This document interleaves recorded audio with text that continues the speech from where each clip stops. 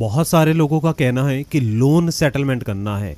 20 लाख रुपए का अमाउंट हो चुका है या 10 लाख रुपए का अमाउंट हो चुका है, 50 लाख रुपए का अमाउंट हो चुका है एंड जो कि लोन का अमाउंट है 1 करोड़ रुपए का लोन हो चुका है। परंतु अब समझ में नहीं आ रहा है कि हमें लोन को सेटल कैसे करना है। बिजनेस लॉस हो चुका है, पूरा का पूरा धंधा डूब चुका है एंड आपने एक दूसरे से लोन दिया, एक जगह से लिया, दूसरे का भरा ईएमआई एंड अब जाकर आपके पास कुछ भी नहीं बच रहा है। महीने की इनकम 1 लाख रुपए है परंतु फिर भी डेप्ट फ्री नहीं हो पा रहे, फिर भी कर्जा दिन पर दिन बढ़ता जा रहा है। ईएमआई का प्रेशर एंड साथ में रिकवरी एजेंट प्रेशर कर रहे हैं एंड घर पर विजिट हो रहा है, डेली रिकवरी एजेंट विजिट कर रहे हैं। कोई कॉल करके धमकी दे रहा है या फिर कोई कॉल करके लीगल की धमकी दे रहा है।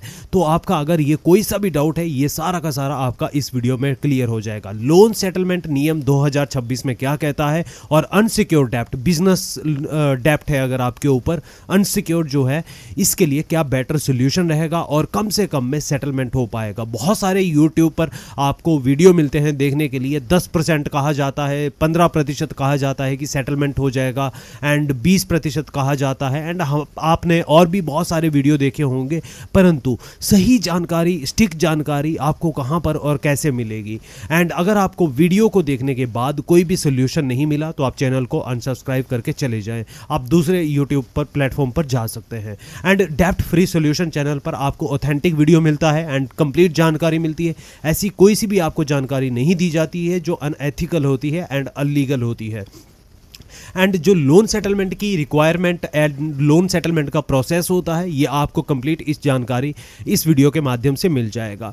एंड आपका समय, जितना भी टाइम आप वीडियो को दोगे, 5-7 मिनट की जो वीडियो बनेगी, अगर आप इतना टाइम दे दोगे तो आपका जो सेटलमेंट का डाउट है, किससे बात करनी है, सिविल स्कोर पर क्या असर पड़ेगा, ये कंप्लीट आपका क्लियर हो जाएगा। देखिए, लोन सेटलमेंट, एक्चुअली में लोन सेटलमेंट होता क्या है। लोन सेटलमेंट आपको कब करना चाहिए एंड लोन सेटलमेंट का प्रोसेस किसको करना चाहिए, बोरोवर को करना चाहिए यानी आपको करना चाहिए या बैंक करेगा।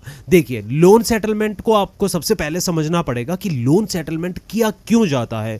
यानी जब आपका बिजनेस लॉस हो जाता है, नुकसान हो जाता है, या फिर आपने जो लोन का पैसा लिया हुआ है वो रिकवर नहीं हो पाता है एंड आपकी इनकम से ज़्यादा आपका डेप्ट हो जाता है या मल्टीपल डेप्ट हो जाता है, तो उस समय पर एंड आप 4 से 5 महीने तक या 6 महीने तक या 10 महीने तक आप लोन नहीं भर सकते हैं, तो उस समय पर विकल्प रहता है सेटलमेंट का। सेटलमेंट ऐसा विकल्प नहीं है कि आपकी ईएमआई आज डिफॉल्ट होगी और आपका इसी महीने में सेटलमेंट हो जाएगा, ऐसा बिल्कुल भी नहीं होता है। बहुत से केसेस से देखने में आते हैं कि रिकवरी एजेंट कहते हैं कि हम आपका लोन सेटलमेंट कर देंगे पहली ईएमआई बाउंस होने पर भी, एंड आप एक ईएमआई भर दीजिए, कम से कम आप कहीं से अरेंज करके एक ईएमआई भर दो, मिनिमम इतना पे कर दो एंड उसके बाद आपको टाइम दे दिया जाएगा एंड आपका लोन सेटलमेंट करके हम खत्म कर देंगे। परंतु क्या आपको इनकी बातें सुननी चाहिए? नहीं, बिल्कुल भी नहीं। अगर आपको इस तरीके से कोई भी जानकारी दे रहा है तो आपको गलत इंफॉर्मेशन प्रोवाइड की जा रही है। 10% की आपको कोई जानकारी दे रहा है तो सबसे पहले आपको पता होना चाहिए कि कितना समय लगेगा। अब आपको देखिए, लोन सेटलमेंट एक जेन्युइन विकल्प होता है। बहुत सारे देखिए डिफॉल्टर 2 टाइप के होते हैं, एक होता है विलफुल डिफॉल्टर यानी जो जानबूझकर डिफॉल्ट करता है एंड सेकंड डिफॉल्टर होता है यानी जेन्युइन डिफॉल्टर। अगर आपके पास पैसा है लोन का तो जो आपने लोन ले रखा है उसको आप रीपेमेंट कर दीजिएगा। मैं बहुत सारे कमेंट पढ़ता रहता हूँ, आप ही लोग कमेंट करते हैं कि देखिए हमने 20 लाख रुपए का लोन ले लिया है, 50 लाख रुपए का लोन ले लिया है, हम पे नहीं करेंगे, या 1 करोड़ रुपए का लोन ले लिया है, हम नहीं भरेंगे। तो आप अपने आप से धोखा कर रहे हैं, आप अपने आप से चीटिंग कर रहे हैं एंड जनता का पैसा का मिसयूज कर रहे हैं। तो आपको ऐसा बिल्कुल भी नहीं करना है। ये वीडियो उन लोगों के लिए है जिनको जेन्युइन प्रॉब्लम क्रिएट हो चुका है एंड जेन्युइन लोग हैं, ठीक है। जानबूझकर डिफॉल्ट करना एक क्राइम की श्रेणी में आता है एंड आपके साथ अगर कुछ भी ऐसा, कोई भी ऐसा मिसबिहेव करता है या फिर भी कोई इस तरीके की कोई आपको जानकारी प्रोवाइड करता है कि आपको लोन का पैसा नहीं भरना है, तो यानी आपको क्राइम की श्रेणी में डाल रहे हैं। बैंक आज नहीं तो कल आपको वैसे भी नहीं छोड़ेगा। ध्यान रखिएगा कि बैंक अपना 1 रुपए भी नहीं छोड़ता है। कभी कभी आप देखोगे कि आपके सिविल रिपोर्ट में 1 रुपए भी मेंशन रहता है। क्यों? क्योंकि बैंक उसको भी नहीं छोड़ेगा, वो भी आपको पे करना पड़ेगा। अदरवाइज 1 रुपए से भी आपका जो सिविल रिपोर्ट है वो इंपैक्ट करता है। ऐसा नहीं है कि 1 करोड़ रुपए का लोन है उसका अलग से इंपैक्ट करेगा एंड 1 रुपए है उसका अलग से इंपैक्ट करेगा। अब अनसिक्योर लोन का सेटलमेंट, अनसिक्योर लोन का आपको एक बात पता होनी चाहिए कि 3 महीने, यानी जब तक आपका लोन का अमाउंट, यानी जब आपका लोन एनपीए की स्टेज में नहीं जाता है तब तक आप सेटलमेंट का छोड़ना छोड़ दीजिएगा। उससे पहले आपको रिमाइंडर कॉल आना एंड रिमाइंडर मैसेज आना, रिमाइंडर ईमेल आना, ये प्रोसेस होता है। और रिकॉल नोटिस और डिमांड नोटिस भी आपको इस 3 महीने के प्रोसेस में आ जाता है। एंड इसके बाद आपको क्या प्रोसेस होता है, जब 3 महीना आपका कंप्लीट हो जाता है फिर भी आपके पास लोन का पैसा भरने के लिए बिल्कुल भी नहीं है, तो उस समय पर एक प्रोसेस शुरू होता है सेटलमेंट का, एनपीए होने के बाद। ठीक है, तो आप ये बातें ध्यान में रखिएगा। अब 3 महीने कंप्लीट हो चुका है, अब सेटलमेंट का प्रोसेस क्या होगा? जी नहीं, अभी भी नहीं होगा। अभी भी बैंक चाहता है कि आपने जो पैसा लिया हुआ है, जो पेनल्टी लगी हुई है, वो पेनल्टी के साथ आप बैंक को रिटर्न कर दीजिएगा। और जेन्युइन डिफॉल्टर के लिए अगर आपके पास पैसा आ चुका है 3 से 4 महीने में, तो आप पूरा पैसा बैंक को लौटा दीजिएगा। बट अगर आपका लोन है जो 7 से 8 महीना डिफॉल्ट होते हुए हो जाता है, तो उस समय पर बैंक को लगता है 50% चांस उनको लगता है कि अब पैसा वापसी आएगा एंड 50% चांसेस लगता है कि अब सेटलमेंट कर देना चाहिए। उस समय पर बैंक आपको कहता है कि आपकी पेनल्टी को रिमूव कर दिया जाएगा, वेवर दिया जाएगा एंड आप सेटलमेंट कर लीजिएगा। परंतु आपके पास तो फिर 8 महीने में भी पैसा नहीं है, तो उस समय पर क्या करना चाहिए? उस समय पर फिर बैंक आपके साथ क्या करता है, आप जब भी लोन लेते हैं तो लोन अप्लाई करते वक्त आप अपने बैंक के साथ लोन अकाउंट में ईसीएस ई-मैंडेट ज्वाइंट करते हैं। एंड जब भी आपके लोन की ईएमआई आती है 1 तारीख को, 5 तारीख को या 2-3 तारीख को आती है, तो आपके बैंक अकाउंट में ईसीएस लगता है, ऑटोमेटिक आपके बैंक अकाउंट से ईएमआई का पैसा डिडक्ट होता है। परंतु जब आपके पास आपके बैंक में पैसा नहीं बचता है, तो उस समय पर ईसीएस ई-मैंडेट लगता है एंड आपके बैंक से ईएमआई काटने की कोशिश की जाती है और वहां पर आपका ईएमआई बाउंस हो जाता है। वहां से ही प्रोसेस शुरू होता है। अब ईसीएस आपका ई-मैंडेट जब बाउंस होता है तो बैंक उसको 1 से 2 बार और रिडायरेक्ट करता है एंड फिर उसके बाद क्या होता है, आपके खिलाफ शिकायत दर्ज की जाती है, बैंक से मेमो लिया जाता है, आपके खिलाफ कंप्लेंट रजिस्टर होती है और ईसीएस बाउंस का यानी सेक्शन 25 का एंड 138 का केस फाइल करने के लिए बैंक चला जाता है कोर्ट में। और ये अक्सर देखने को मिलता है। बहुत सारे आपने अगर डेब्ट फ्री सॉल्यूशन चैनल पर पहले से आपने वीडियो देखे होंगे, तो मैंने वीडियो बनाया हुआ है कि आपको किस प्रकार से नोटिस आता है, फिर आपको नोटिस भेजा जाता है कोर्ट के द्वारा। एक आपको रिमाइंडर नोटिस आता है, आप उसका भी रिस्पॉन्स नहीं करते हैं। बहुत सारे लोग ऐसे हैं कि चुपचाप बैठे हुए रहेंगे कि हम रिस्पॉन्स नहीं करेंगे, अब क्या होगा क्या नहीं होगा, टेंशन में आ जाते हैं। और बात भी बिल्कुल सही है, क्योंकि उस समय पर आपका कोई भी सपोर्ट नहीं करता है, ना आपकी फैमिली आपका सपोर्ट करती है, ना आपका फ्रेंड सर्कल। उस समय पर आपको इंसानियत बिल्कुल दिख जाती है, आपके सामने रहता है। बट बहुत सारे ऐसे लोन डिफॉल्टर है कि जो उनको फिर भी अकल बिल्कुल भी नहीं आती है।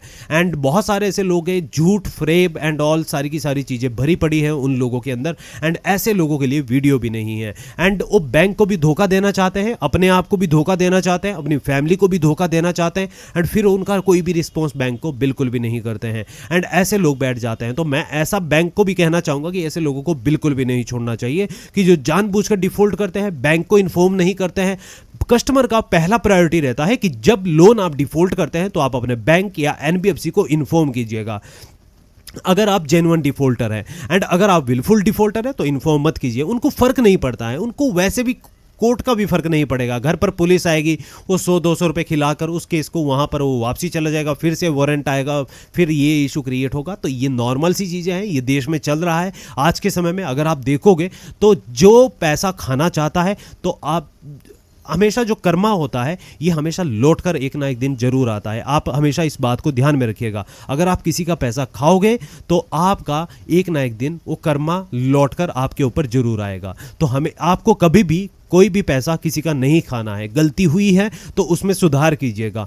पूरा पैसा आप नहीं दे सकते, इसीलिए बैंक आपको सेटलमेंट का ऑफर करता है कि कम से कम आप इतना पैसा तो भर दीजिए। अगर हमने, क्योंकि बैंक आपके ऊपर भरोसा करके पैसा दे रहा है, क्योंकि देखिए आपका सिर्फ सिबिल रिपोर्ट देख रहा है, एक नंबर सिस्टम चेक कर रहा है बैंक, पैन कार्ड आपका देख रहा है और उसके बाद आपको पैसा प्रोवाइड किया जा रहा है। जब उस समय पर अगर कोई इतना आपका सपोर्टिव होता, आपकी फैमिली, आपका फ्रेंड सर्कल, तो उस समय पर वो पैसा देते। अगर आपको बैंक 20 लाख रुपए दे रहा है तो यानी आपका कोई भी अदर कोई सपोर्ट नहीं कर रहा है और बैंक आपका सपोर्ट कर रहा है। और जब बैंक आपसे कनेक्ट करने की कोशिश कर रहा है तो आप हाथ खड़े कर देते हो, आप चुपचाप बैठ जाते हो, तो ये तो बिल्कुल गलत हुआ ना, नॉनसेंस वाली चीजें हुई है। तो आपको ऐसा बिल्कुल भी नहीं करना है। जब बैंक इस तरीके से बिहेव करता है, बहुत सारे मैंने देखा है कि रिकवरी एजेंट मिसबिहेव करते हैं, गाली गलौज करते हैं, बदतमीजी करते हैं एंड ये मिसबिहेव रहता है, हरास करते हैं। तो देखिए, हरास करने का भी एक रीजन होता है। बैंक के साथ सभी भी बोरोवर एक जैसा बिहेव नहीं करते हैं। पैसे लेते वक्त आप लोग क्या करते हैं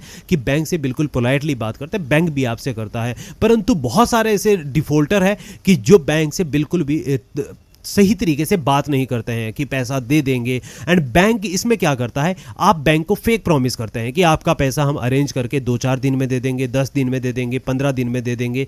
तो ऐसा आपको बिल्कुल भी प्रॉमिस नहीं करना है। आपको बैंक को डायरेक्टली अप्रोच करना है कि हमारा इनकम 1 लाख रुपए है, EMI 2 लाख रुपए हो चुकी है, अब हम आपका पैसा कहां से देंगे, नहीं दे सकते हैं अभी, 6-7 महीने तो आप कम से कम रुकिएगा, मोरेटोरियम दे दीजिएगा, टाइम एक्सटेंशन जिसको मैं कहता हूं। एंड अगर आपने देखिए चैनल को उसको व्हाट्सएप चैनल को फॉलो नहीं किया है तो आप डिस्क्रिप्शन में जाइए या आप इस चैनल के अबाउट सेक्शन में जाइएगा एंड उसमें आपको व्हाट्सएप चैनल का एक लिंक मिलेगा, उसके ऊपर आप क्लिक करोगे। क्लिक करने के बाद आप चैनल के अंदर ज्वाइन हो जाओगे। ज्वाइन करने के बाद आपके पास क्या एक ऑप्शन आएगा कि उसमें आप थोड़ा सा स्क्रॉल करना, थोड़ा सा ओल्ड हो चुका होगा क्योंकि ज़्यादा अपडेट उस चैनल के अंदर आते हैं।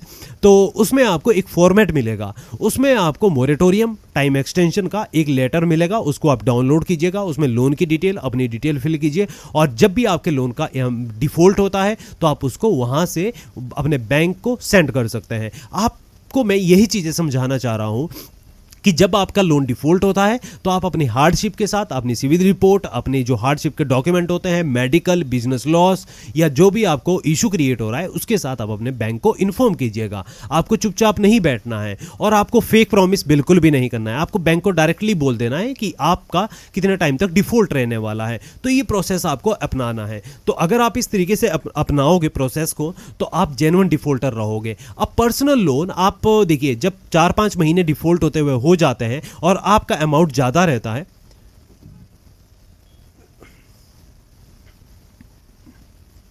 तो उस समय पर क्या होता है, बहुत सारे ऐसी NBFC कंपनी है और बैंक भी है जैसे कि लाइक पूनावाला फिनकॉर्प है, क्रेडिट प्लस है एंड टाटा कैपिटल है। अगर आपका 10 से 15 लाख रुपए से इनसे ज़्यादा अमाउंट है इन कंपनियों से, एंड रिंग एप्लीकेशन है जिसमें SI क्रेवल लेंडर है, किस्ट एप्लीकेशन है, तो जो इस लैंडिंग प्लेट है, अगर आपका इनसे लोन है तो यानी आपके ऊपर केस फाइल होगा। फिर चाहे आपका लोन का अमाउंट 10,000 रुपये होगा, फिर चाहे 20,000 रुपये होगा, ये कोर्ट केस फाइल करेगा आपके ऊपर एंड अदर स्टेट में करेगा। तो इसके लिए भी आपको एक लीगली सेफली चलना है। ऐसा नहीं है कि बिल्कुल आप हमेशा लोन की EMI भर रहे हो, यानी आप मिनिमम अमाउंट पे कर रहे हो, कभी 500 रुपये रिकवरी एजेंट की बातों में आकर, इससे आप डेप्ट फ्री नहीं हो पाओगे।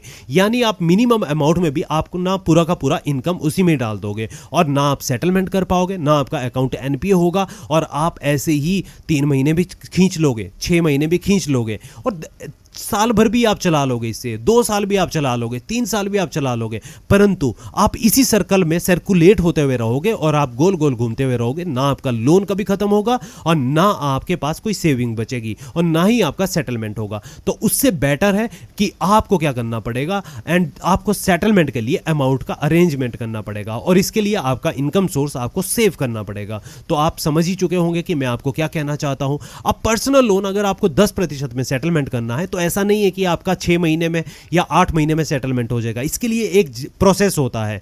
जब आपका लोन का स्टेज ओल्ड हो जाता है, काफी पुराना हो जाता है, यानी 2-3 साल पुराना हो जाता है, तो जब 2 साल पुराना हो चुका होता है तो बैंक आपके ऊपर, आपके खिलाफ कोर्ट केस भी चल रहा होता है। तो उस समय पर जब बैंक को लगता है कि अब रिकवर करना मुश्किल हो जाता है और आप नेगोशिएट करते हैं कि हमारे पास देखिए 1 करोड़ रुपए लिया था, अभी 10 लाख रुपए है, अगर आप पे क्लोज कर सकते हैं लोन को या सेटल कर सकते हैं तो सेटलमेंट कर लेते हैं। तो उस समय पर बैंक आपको ये कर सकता है और ये एप्लीकेबल है। ठीक है, 10% में भी हो सकता है अगर बैंक चाहे। बैंक के पास अथॉरिटी है, आपके पास अथॉरिटी नहीं है, ना और किसी के पास अथॉरिटी है, ना किसी एडवोकेट के पास अथॉरिटी है, ना किसी अदर कोर्ट के पास ये अथॉरिटी है कि 10% में ही सेटलमेंट किया जा सकता है।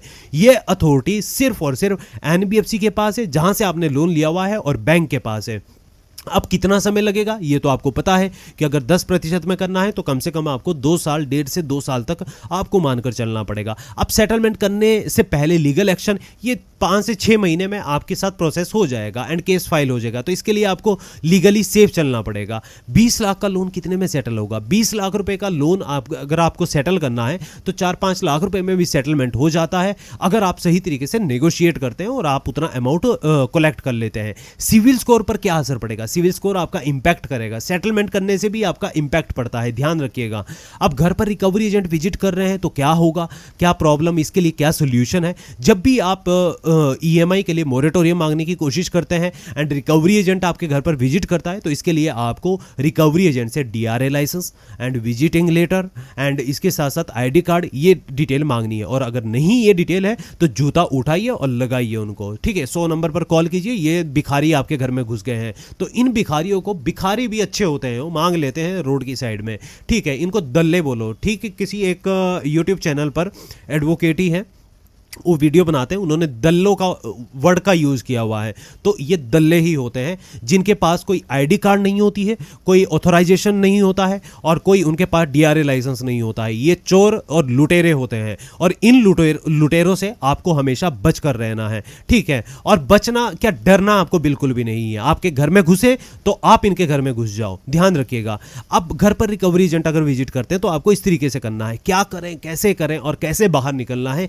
आपको सबसे पहले क्या काम करना है, आपको अपने मेंटली सिचुएशन को मैनेज करना है, अपने सेहत पर ध्यान देना है, अपनी हेल्थ पर ध्यान देना है और आपको अपने मेंटेनेंस को पर ध्यान देना है। फिर आपको अपनी फैमिली से बात करनी है, अपने फैमिली को अपनी प्रॉब्लम को, अपनी सिचुएशन को समझा दीजिएगा।